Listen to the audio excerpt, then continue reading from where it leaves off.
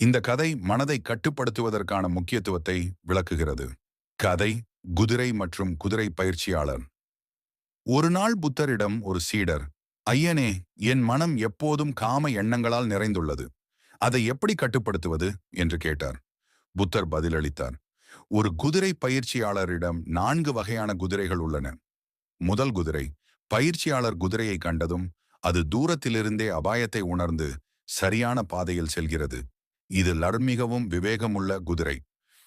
இரண்டாவது குதிரை, பயிற்சியாளர் குதிரையை கண்டவுடன் அல்ல, ஆனால் கடிவாளம் மாட்டப்படும் போது அது அபாயத்தை உணர்ந்து சரியான பாதையில் செல்கிறது. இது நல்ல குதிரை.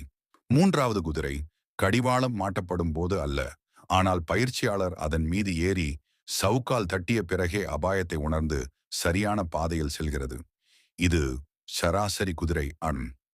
நான்காவது குதிரை, பயிற்சியாளர் ஏறிய பிறகும் சவுக்கால் தட்டிய பிறகும் அபாயத்தை உணராமல் கடைசி நேரத்தில் குதிரையின் உடலில் கூர்மையான முள் கம்பி குத்தப்பட்ட பிறகே அது சரியான பாதையில் செல்கிறது. இது மந்தமான குதிரை. பின்னர் புத்தர் சீடரிடம் கூறினார், மனிதனும் இதே போன்றவன்தான். சிலர் தீய எண்ணங்கள் தோன்றுவதற்கு முன்பே அவற்றை அடையாளம் கண்டு தவிர்க்கிறார்கள். சிலர் எண்ணங்கள் தோன்றிய பிறகே அவற்றை கட்டுப்படுத்துகிறார்கள். சிலர் பலமுறை போராடிய பிறகே எண்ணங்களை வெல்லுகிறார்கள். ஆனால் சிலர் துன்பம் வரும் வரை எண்ணங்களை கட்டுப்படுத்த முயற்சிப்பதில்லை.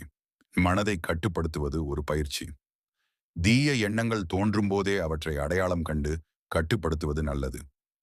காமம் போன்ற எண்ணங்கள் தோன்றினால் அவற்றை வளர்க்காமல் மனதை மற்ற நல்ல எண்ணங்களால் நிரப்ப வேண்டும்.